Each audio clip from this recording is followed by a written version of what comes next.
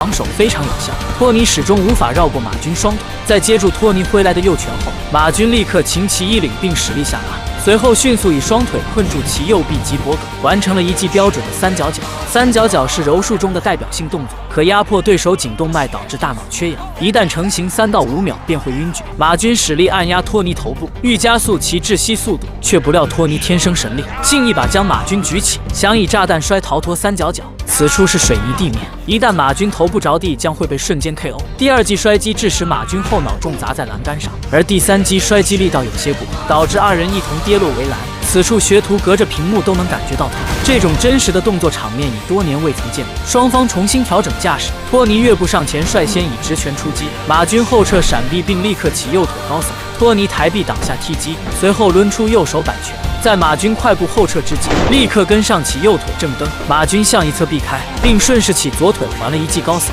托尼架臂格挡，在马军收腿之际挥出右手重摆，二人对拼拳法互有来回，一时难分胜负。托尼在虚击一拳后立刻转身侧传，在马军闪避之际再次转身腾空侧传，这两腿力道很大，登时将残垣踢碎。托尼腿法持续输出，马军在后撤闪躲之际抓住破绽，提膝撞击托尼，并立刻接箍颈顶膝，在托尼防守之际蹬地起飞膝，而托尼直接硬碰硬，以肘法破掉马军膝击，随后左右摆肘立刻跟上，登时将马军击退。在马军踉跄之际，托尼迅速起右腿暴力低扫，这一腿是大力沉，登时将水缸踢碎。中低位扫踢是泰拳的代表性杀招，顶尖的泰拳手能一腿将香蕉树踢断。泰拳扫踢用的是小腿胫骨非常坚硬，并非脚面，正所谓低扫如斧，肘过如刀，足见泰拳杀伤力。马军没有硬接托尼腿法，而是灵活闪避，托尼大吼一声，跃步上前，欲使飞身砸肘。马军见状，立刻蹬地起身，想以侧踹腿截击，但这一腿踢得有些偏，并未止住托尼来势。